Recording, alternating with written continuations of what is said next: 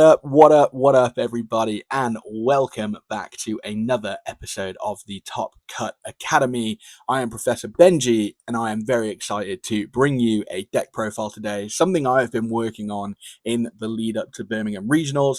But first off, I'd just like to give a shout out for all the support over on TikTok, on our YouTube, for all the shorts I've been posting, been putting up some memes and stuff like that, and of course the tabletop showcases. And yeah, I'm really excited getting back into this content thing. I said that 2026 would be a little bit more consistent for me uploading, and I hope that in your eyes I have been sticking to that very much so.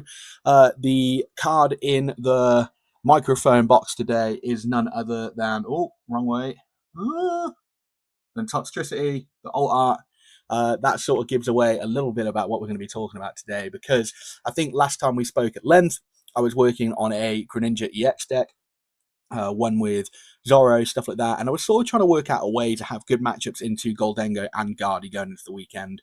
So I thought that Greninja could take advantage of sort of bench sniping, and Zoroark having foul play for the ignition energy would sort of put me in a good position there. But the Goldengo matchup wasn't really what I wanted out of it. I felt that you really had to rely on some luck, some Iono, stuff like that, and I did sort of test against that deck extensively. And of course, there is the game versus Glenn on our tabletop showcase as well. So I sort of moved my attention somewhere else. I thought that the best way to go about beating Goldengo would be a one prize deck or fire. So I looked at fire first, not really anything within the type of fire apart from sort of one-off text for things. So I left that there. And then I sort of moved over to a dark box, Toxtricity box to be exact. There are some two prizes in the deck, but we're really focused on one prize attackers in this. We've got some cool gimmicks to help us win the game as well. So without further ado, I will take you over to the deck lift and we'll talk about some of the counts.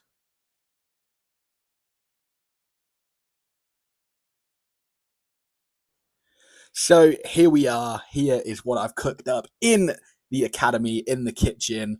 So it looks quite similar to, I'm sure, quite a lot of the Toxtricity boxes you've seen. I think some of the main differences are a slightly higher energy count. I've found that 10 energy is really, really nice. And 3 super rod. I even went up to 4 at some points, and that is one of the flexi slots. I think that 4 is something that you could definitely do again. Now, I think that the first thing I want to do is go through all the counts, and I'll sort of go over why we're doing that. So Toxel 4-3, Toxel Toxtricity line. The Toxels are really, really, really crucial to the deck strategy to get down turn 1. We do have some attackers like the smaller Pecharunt and the Yveltal that can sort of either attack for 1 energy or over 2 turns, if you get what I mean, if you get 2 attachments down. So it is possible to get some things going without a Toxtricity in play, but it is really, really essential to our game plan to get those in play. We're using a Psyduck. Now, the reason that I have gone for Psyduck over Shaman is because I think that in the Terror Box decks and stuff that are trying to snipe your bench, if you try to go first against them, which I think that obviously blind you can't know, but if you are able to pick sort of game 2 and 3, then you'd go first.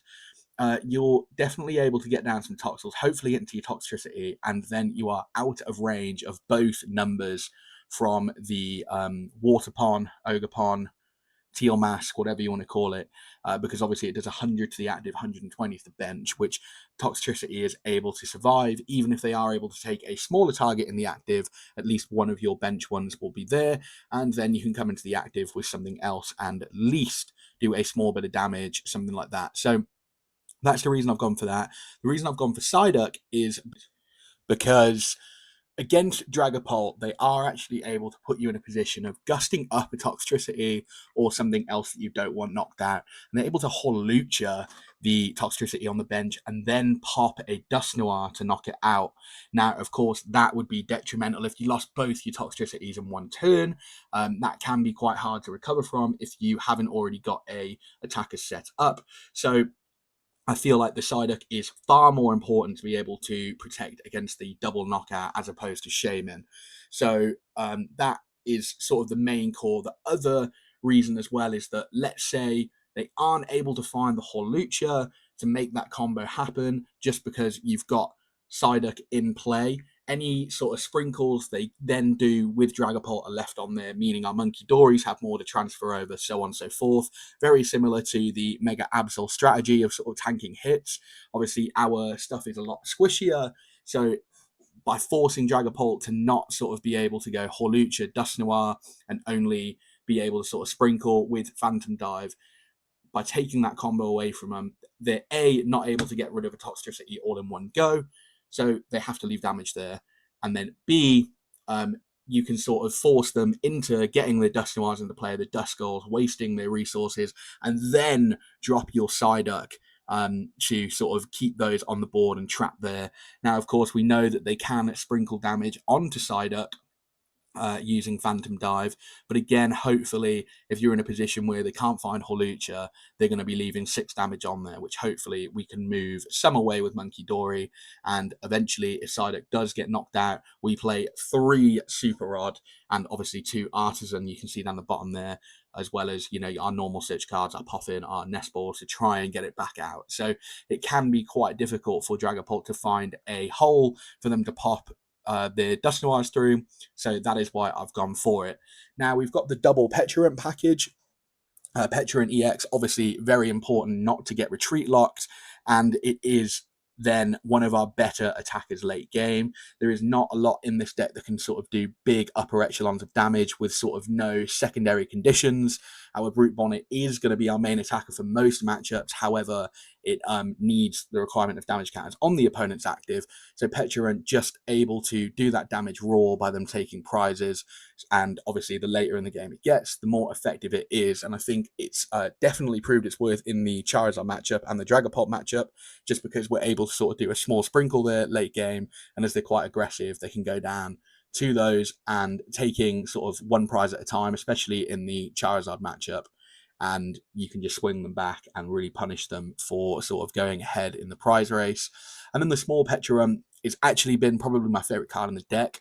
For 2 reasons. One reason is that against Goldengo, one of our core strategies to try and make sure they don't pull ahead too quickly is to gust up even a Solrock. Because it doesn't matter if they're only taking 1 prize, or a Lunatone, and actually trap it in the active and get the damage counters on it, which then means we're able to sort of lock it there.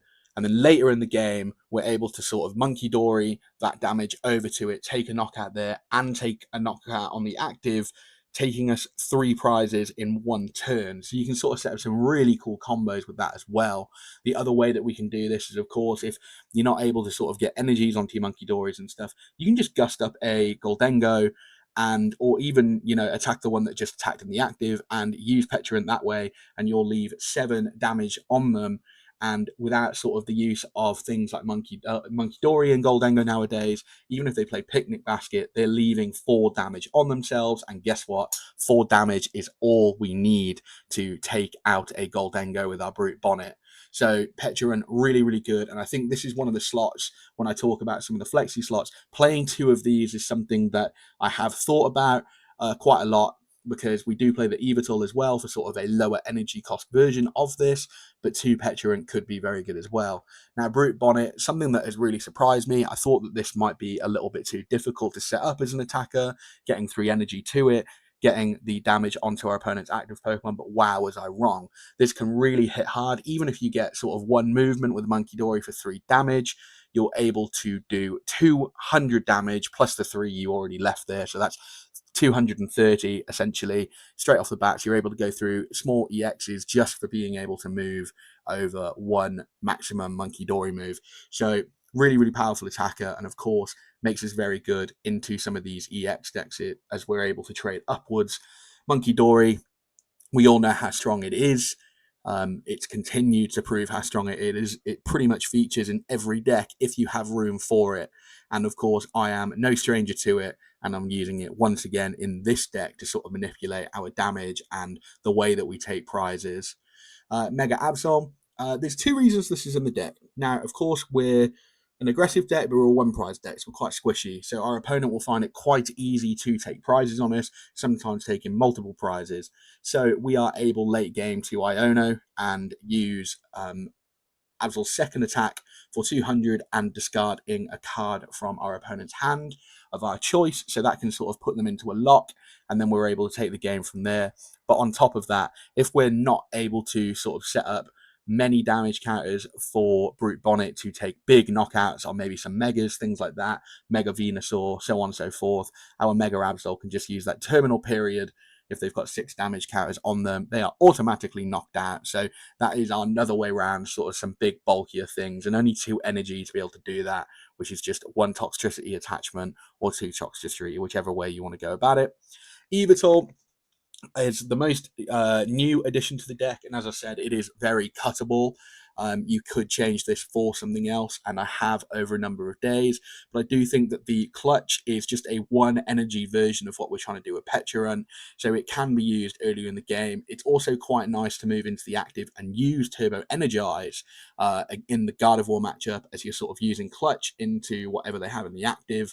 They don't often start things they want to keep in the active while they're setting up. So you can use clutch, keep that there, and then turbo Energize maybe on the following turn, something like that, while they're setting up. As we're not really doing much into Gardevoir in the early game, apart from maybe taking a couple of prizes if we want. We're just sort of waiting for Gardevoir to hit the board so we can start to take advantage of that. So Yveltal, very, very versatile, and always having free retreat is a great thing to have. And Fezandipiti, we don't need to get into it. It can be used as an attacker in this deck, of course, using Cruel Arrow, 100 snipe on your opponent's board anywhere you like. But of course, it's mainly in here for that draw power. Now, next up, we've got 4 Nest Ball, 1 Poffin, and 3 Ultra Ball, 2 Artazon. That is sort of our search package for our Pokemon.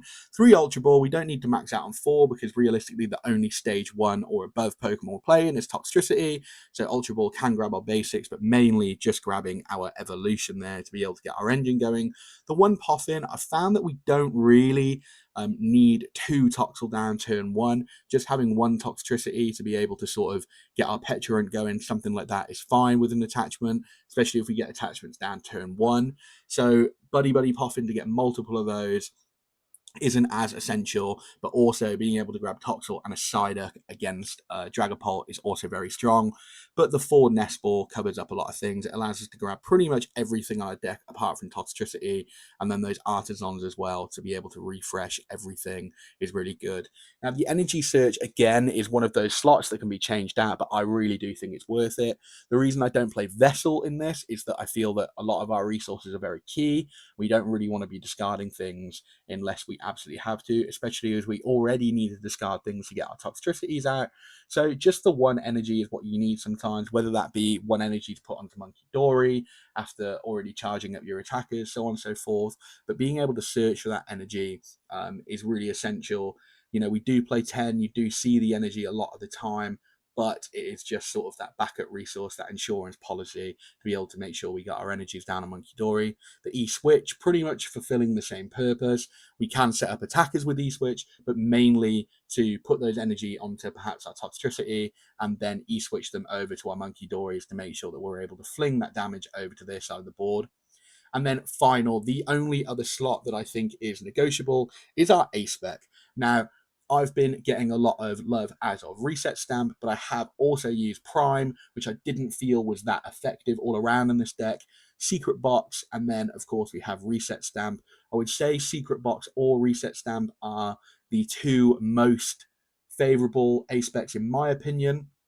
I think Reset Stamp sort of really punishes our opponents. We're only a 1 prize deck, so they've only got to take a very, very small knockout in the early game, and we're able to straight away sort of set off that Reset Stamp and punish them. This has especially been very strong into Dragapult and Gardevoir. It's been really, really good into Gardevoir as well. Sort of, if they've taken a knockout with just something small, like a Scream Tail, something like that, we're able to punish them very, very quickly and then gust up the Gardevoir with Counter Catcher, for example, and get rid of it and send them down to 2 cards. So that's been really impressive so far. But I do see the merit of Secret Box. However, if I was playing Secret Box, I would maybe play another sort of disruptive stadium, maybe a jamming tower, or what I liked playing was Team Rocket's Watchtower, just to get a better time into the Terrazard. So they're sort of the movements that you'd make if you were playing Secret Box. But for now, I think Reset Stamp has given me the most luck so far in sort of beating some of those matchups that can be a little bit more aggressive. And then finally, moving on to sort of the supporters and the things on the bottom row. As I've mentioned before, Artazon quite important to reset some of our attackers. When that Psyduck is perhaps taken out by Dragapult, you're able to sort of super rod it in, Artazon it back out, Nest Ball it back out, so on and so forth. So Artazon actually a really strong stadium. It feels sort of the same sort of strength as using it in that sort of Roaring Moon, the Dunsparce deck, where you were sort of, putting things back in straight away as soon as they were knocked out. It really, or you were shuffle them in with the runaway draw. So very, very powerful in this deck as well, and something that has been a great deal. I think that the other really cool thing with this is that because we're a one prize deck, we don't really mind giving our our opponent support in getting their basics out. It almost always feels beneficial to us to get our stuff out, as it's so important to get those Toxels down turn one to make sure that you can start sort of laying damage onto your board and getting that over. So yeah, if it sort of is ever a question of do I give my opponent help, the answer in this deck is almost always yes, as we're sort of always going to be able to trade up into a lot of matchups with the one prizes. So it doesn't really matter about trying to win the game as early as possible. We don't really have anything that can sort of donk and win us the game outside of the Pecharunt, and even that, due to the way that the deck works, will be as early as turn 2. We can't do that turn 1, so it's just that case of you're always better off prioritizing yourself or your opponent. 3 Iono, as we said, one prize deck. If we're ever able to stall out our opponent's hand, do anything like that, that's going to be really good for us, as we know that we're always going to be able to up trade, and if our opponent can't answer that, we're pretty much going to win the game from there all the time. 4 Arven is something that is newer to the deck, and it's combined with that Turbo Energize. I felt that when I was playing the researches, because at first it was for research, I was missing out on something to be able to get over the edge on those stage 2 archetypes, being Gardevoir and Dragapult as opposed to Charizard. And that was because they were able to take multiple prizes in a turn. And I was thinking, how am I best able to combat that? And it was making sure my Munkidoris were down. And then that is what sets up here. You can see the Arven, you can see the Turbo Energize. And in those matchups, I'm actually sort of going for that turn 1 as opposed to a Call for Family, anything like that. Pecharunt, Clutch. We're going something in the active, preferably Yveltal, attaching and using Turbo Energize back onto 2 monkeys. And then we know from there we can just set up and we have the energy required already to bounce back any damage counters placed on our bench, whether that be from a Gardevoir's Munkidori, setting up knockouts with Scream Tail, so on and so forth. We have the answers, and that has really, really helped with getting over the line in those matchups.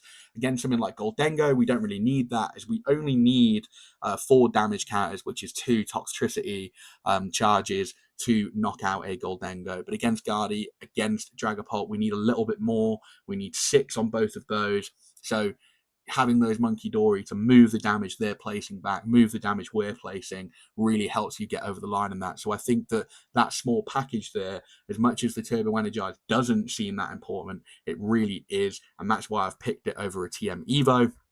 Finally, 1 boss, a Caricature. We're behind in a lot of matchups just based on the fact that we're a 1 prize deck. We're a little bit squishier. Our opponents are able to take knockouts sort of turn 2, turn 3 quite easily. So having that in the deck, always being able to be grabbed by Arven. And then, of course, boss. We said before that mainly we're able to get through a lot of what is in the active based on Brute Bonnet attack. It is essentially infinity. As long as the damage counters are there, we're able to hit that number. But boss allows us A, to either pick a better target, or B, bring things up and trap it with Clutch or Pecharunt. We know that this is sort of a strategy that we can use with the Pokemon we have in the deck, and then continue to move over damage counters with Munkidori and stuff like that. So the boss can be really effective in that sense. Sometimes actually a win con, as opposed to sort of taking a knockout, just trapping things in the active. And 10 energy, as I said, is the sweet spot with those 3 super rod. We're going to be going through a lot of energy. We're going to be attaching to our Munkidoris. We want to see energy in the deck as opposed to a hand. So even if we are drawing into them, we know that we'll have stuff in the deck. And that is why I've gone for 10. And yeah, that is the list overall. I think that it's got a very, very strong Goldengo matchup. On Limitless, strangely, it says that it doesn't, but I am yet to lose to Goldengo, and I've played an awful lot of games against it.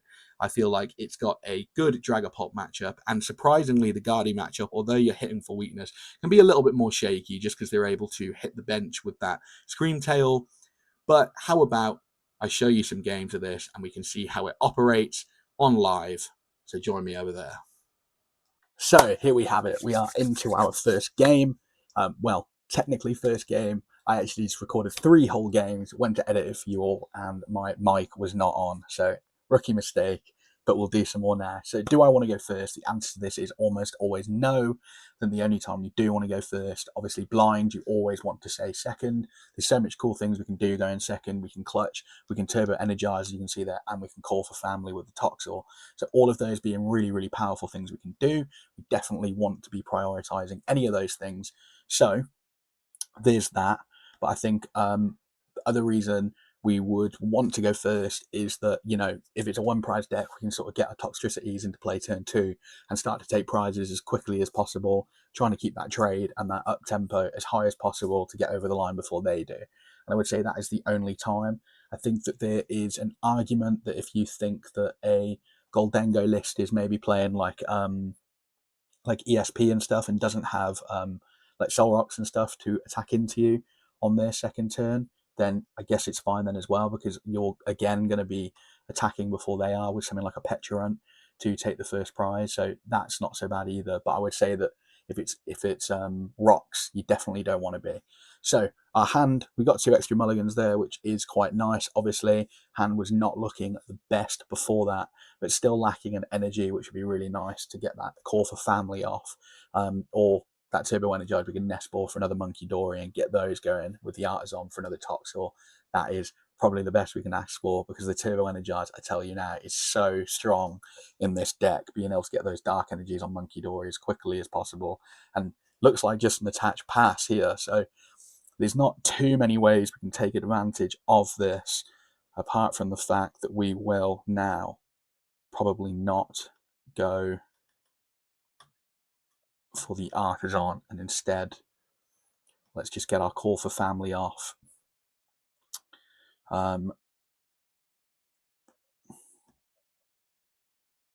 We'll attach Turbo Energize, and hopefully we can see another Munkidori on the other side. That would be really nice. And there we have it.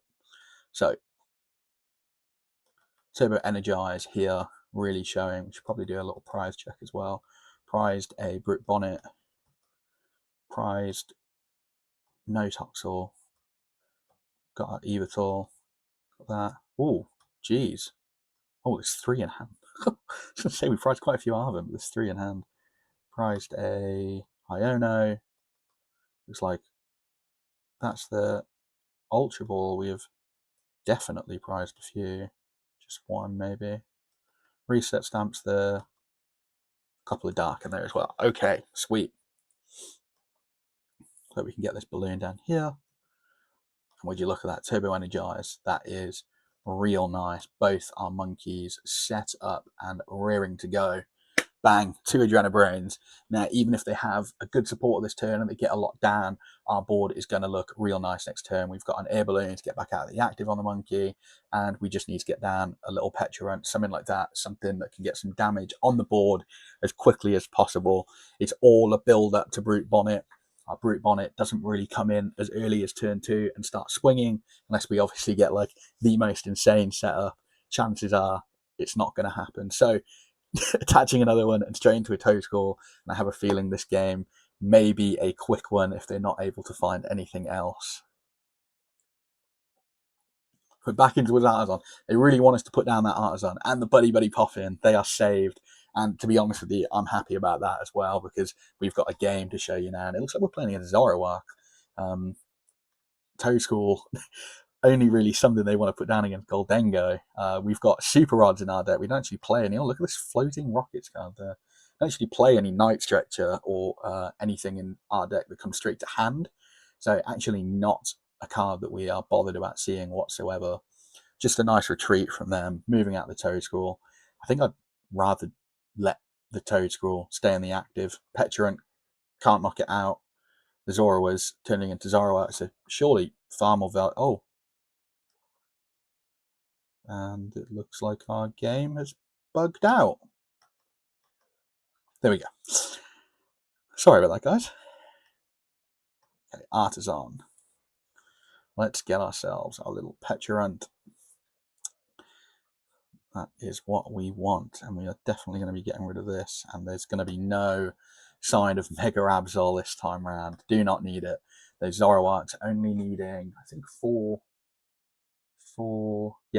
energy.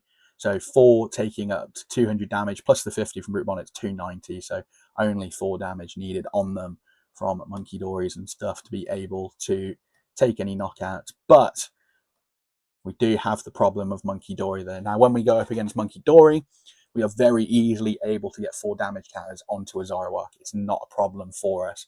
So what we're actually going to be trying to prioritize here is moving the damage as we have it, so Munkidori can't move it across, if you get what I mean. So it's keeping as much energy around as possible. Just going to retreat here. And the good thing about this is 3 cards in hand, and he's not actually able to Fez because of the knockout being done in Pokemon Checkup. So 70 damage, knocks it out, and we get that. So yeah, because we don't want Munkidori to be moving the damage back over, mainly because it just goes to waste then. We'd have to move it back over again. If they're able to get rid of Munkidoris, we're not going to have the possibilities to do that. We know we have 2 Munkidoris set up. We've got a Toxtricity already. Only need another one to generate a minimum of 4 damage every turn. So it's pretty easy for us to get that down and into the Zoroark for our Brute Bonnet to be effective. But against these evolving basic decks, this Pecharunt really puts in the work. I mean, the fact that you can take knockouts and not give up prizes to Fezandipiti is just top tier. I don't think there's many things that do it better than this card. And Yveltal coming out itself here on their side of the board and maybe trying to counter catcher something up here and trap it in the active. That is no problem for us. We have a Pecharunt EX on the bench. We've got no problem putting that down and moving ourselves into the active. So as you see there, clutch coming out. And there we have it. So Pecharunt coming straight in, no doubt about that. And we are just instantly going to move this Pecharunt back into the active. Not too bothered about the poison here. We probably should have moved Toxel at first and retreated, but no bother. It is fine. But what we are going to do here is just tick this over, as we should get a knockout coming back into our turn. No, we'll do it into their turn. It's fine. They haven't got, because they've got to promote something awkward then. And there we have it.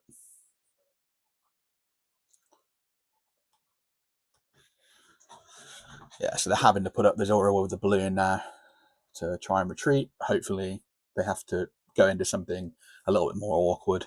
We didn't want to be clutched again, potentially. And there we have it, concede. So not the greatest showcase of what our opponent's deck could do, but definitely a good showcase of ours. I'm glad you got to see how powerful that Turbo Energize can be. So a quick game in the last one, but into game 2, I will just do this game for you guys to give you another view at how the deck works. Anything, no matter how many games we play, we're never going to be able to cover all bases of every sort of corner the deck can get in and what to do. So I will just show you another game, what we have going on here, and then obviously any other questions you have, please just ask. I'm able to help in any way possible. And if the list updates at all over the next couple of days / the week leading into Birmingham, I will for sure give an update on the channel. So a similar start to last time, not a lot going on in our hand. It looks like we're up against a sort of electric Miraidon maybe, so definitely going to be an interesting one. Depends if they have any sort of 1 prize attackers and stuff. We'll take the mulligan, sure. And there we go. We have a Iono. It looks like Iono's, well, I guess the Killer Watchel can be used without sort of the belly bolt and stuff in the deck, I guess, with electric, which is cool. Like, I've not really seen this be used outside of Iono's, which I guess why would it be for the most part, right? But definitely interesting to see. Putting down Zekrom, Generator, 1, the Voltage Boost. I actually played Zekrom for what was the like Gdansk regionals that I went to. I sort of went. I was really sort of tired, bummed out, I was a bit ill off the back of Lille going into Gdansk, because you know if you've been following the channel, and I didn't really know what to play. I was like really bummed out, didn't know what to do. So in the end, I just pretty much decided to find a Iron Hands list and play that. So Zekrom, a cool card, to be fair. Just going to do a quick prize check here. Our monkeys are around, they're around. Looks like we've prized a Toxel. Oops. And our Toxtricities are there. Arven, we've prized Lillie. Unfair is there. Okay. Plenty going on. But I think for now, we're just going to opt for this Munkidori. We've got Call for Family at the back of this turn. Not too much need to turbo energize in this matchup. All of their Pokemon are quite small. None of them really needing too much to get over the line. Again, we're looking for that like 3-4 damage mark, which is, you know, not very difficult to do whatsoever. And then we're literally just going to Call for Family, and we're going to get 2 Toxel, as we have Iono and Unfair to draw up next turn. So just in case this Toxel goes to heaven, we've got some options for the next turn. As I said, Pecharunt going to be really cool here. I don't imagine this deck is playing many ways to get out of the active. Maybe just some Jet Energy if it does. I mean, I know that I played maybe a Switch, and that was it. I think just a Switch. So I don't think there's too many ways for them to maneuver around if we do use Poison Chain. Coming in for the slash here, 50 damage, and that sets up the damage that we actually want on our Munkidori quite nicely, to be fair. So hopefully this turn we can just get into a, well, if we got into 2 Toxtricities, it would be amazing, but just 1 would be fine, and there is a good start.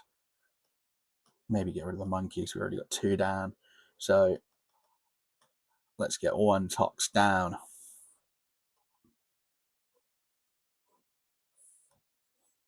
And we're going to want to put that on there and attach it again. So I think that for now, there's no real way for him to access our bench with his board, the type of deck that he's playing. So we're literally, we don't want to shuffle his hand. He's only got 3 in there and going up. So this is ready to be sacrificed by Brute Bonnet at some point in this game. And hopefully, and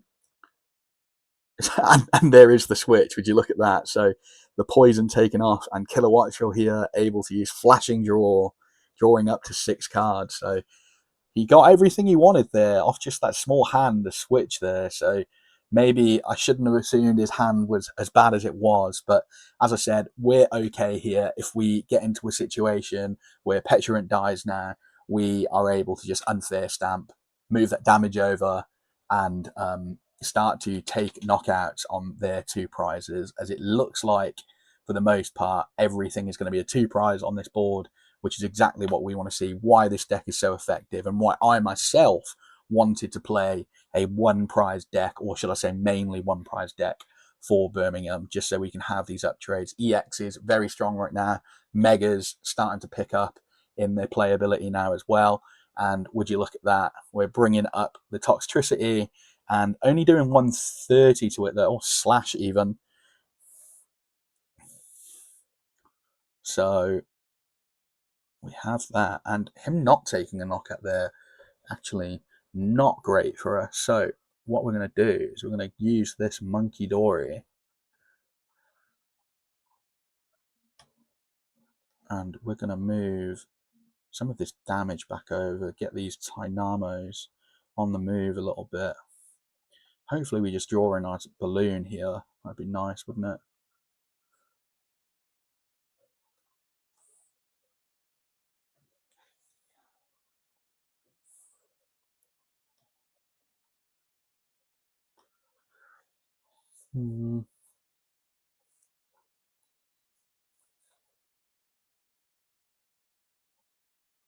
Got enough damage to move over already. I don't think we want to yeah, we'll just pass. We are more than happy to pass here. So it seems nonchalant. It seems like we didn't do a lot that turn, but to be honest with you, him bringing up the Toxtricity and now taking a knockout does not bother us at all. Look at his board. We are going to get up trades. Even with Iron Hands taking 2 prizes, it doesn't really bother us. He's not going to be able to get it set up this turn. You know, we can always aggressively chase after the hands and go for it in that sense. Ampy very much only doing 120 damage as well. There's not going to be many ways in the deck, maybe apart from a Defiance band that's going to be able to sort of proc that over the line for him. So just sort of biding our time here. The electric generator is going to get him the last maybe energies he needs, just the one. So there you have it. Not going to be able to get over the line here. He can retreat. He's got every time he needs a retreating option that he's managed to get one, which is quite funny, to be fair. He's had it pretty consistently. So we are more than happy here to put up Pecharunt. So we're in a nice position where, as I said, we don't need all that much to get the damage over the line here. We have Artazon already. So let's get our Brute Bonnet.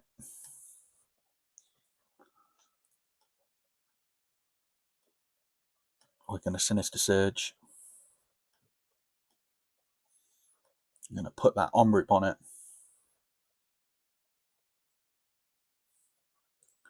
We're going to attach to Brute.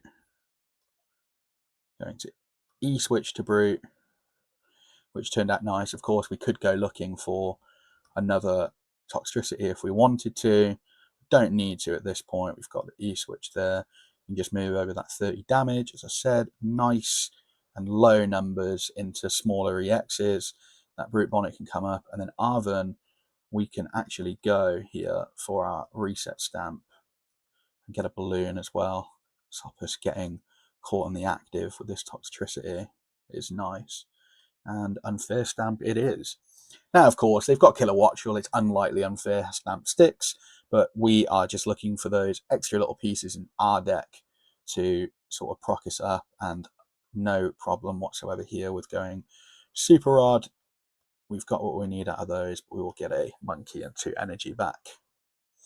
And we can just start to put our energy back on this Pecharunt, building up a little bit of damage again. Won't go for 2.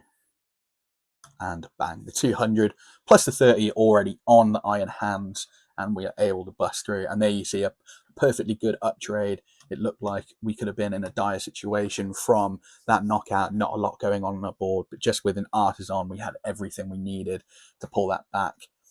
And as I said, the Unfair Stamp, unlikely to do a lot, but it doesn't matter too much. Fez probably going to hit the board here. Another Prime, oh, just another Zekrom. That's absolutely fine. Again, though, what I was going to say is just another 2-prizer, another example of a Pokemon that we are pretty easily able to get through.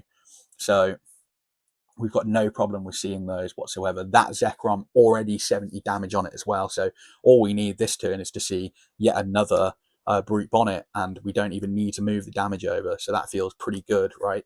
So the flashing draw there, showing its worth, paying off. And would you look at that? It's drawing him all the way up to 6. So Ultra Ball here, going for, I imagine, another electric, that Dynamotor, getting those energies down. Look how flooded. And to be honest with you, this board would look pretty intimidating right now. I think if I was also a 2-prize deck, I know that Zekrom's damage builds, the longer into the game they get, I'd be a little bit intimidated by the damage that they're currently sort of offering up. But we know that we can uptrade every time. We know that every single turn we are able to take 2 prizes when they're only able to take 1. We're going to really try and avoid putting down anything 2-prize. You know, maybe a Pecharunt to finish off the game, Fez when it doesn't really matter too much. So there you have it. So our attack actually doing like almost 1,000 damage now, to be fair. So it's pretty funny. 500 damage. That was really bad maths, wasn't it? Wow, that's pretty incredible. So first thing we're going to do is we're just going to E-search just because there's 4 in the deck, we've definitely got enough. And we also want to check the Brute Bonnet is in there, which it is. So, because I know we prized at the start of the game. I remember drawing one off the prizes, but just to double check that. So here we go, Brute Bonnet coming down. And we're able to Sinister Surge twice.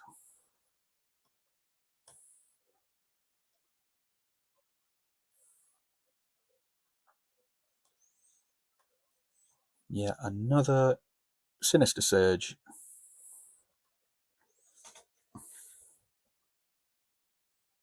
And attachment from hand. And our monkey, again, just going over the numbers, so we are following the game, only need 30 damage for these Zekrons. It does 30 to itself. We're going to put the damage there. We're going to put 30 on the Miraidon, meaning that no matter what he puts up on the following turn, we are able to take a knockout. And now, the most important part of this turn is we're probably going to get Iono'd again at some point. And so I just want to Super Rod our energy back in, just to make sure that we have definitely got the answers. So we've got a Brute Bonnet there and 2 energy coming back in, and we know that we've got 1 in hand to attach. So we've got everything we need to finish off the game. Always important to do that. That is one of my biggest pieces of advice. Don't hold things in your hand if you sort of feel that your hand's going to be rushed away later in that turn. And 550 damage. I think that might just be a knockout. And there we go. We go down to 2 prizes. So obviously not a matchup that sort of showcases many intricacies with the deck, but showing you where your damage placements are important, setting up different attackers. We know, obviously, in this particular deck, no Munkidori. So unlike the last matchup where we wanted to sort of hold on to the damage as long as we could and then move it, this time we're moving it over, we're setting things up and making sure there are no hiding places on his board, just having everything with a bit of damage on it, soaking it up, and we're always able to take 2 prizes in that sense. And it might even be the case here if he hasn't got an energy in hand. I'd imagine he does, based on the fact that he hasn't yet attached to the Zekrom. But yeah, so that coming in hands. Boss, I imagine here we're going to see a monkey, yeah, and getting rid of that. But guess what? We have got a monkey on board and an energy in hand. So that is everything we need to finish this game off. So we're just going to promote here. And we're going to show him our lovely dark energy that we have in hand. Adrenabrain over this 40. Obviously, if this Brute Bonnet didn't already have 40 damage on it, you can always Sinister Surge those energies back out and build that up and then move it over. But there you have it. 2 games with Dark Box, a deck that I'm really enjoying at the minute. Lots of intricacies. I will show more games over the week of me playing with the deck, but I just wanted to attach a couple at the back of this video going over the deck. I didn't want it to be too long, but I hope you enjoyed. Please, any questions about the deck, please let me know below. But more importantly, I hope you enjoyed. Really enjoying, again, making everything for this channel. I hope you're enjoying the tabletop showcases. Professor Benji, Top Cut Academy. Check out the hat. My beautiful wife got me this for Christmas. Really happy with it. God bless her. So yeah, I just Top Cut Academy, everything. Top Cut Academy is life. Hope you're enjoying, and I'll see you in the next video. Much love, Professor Benji.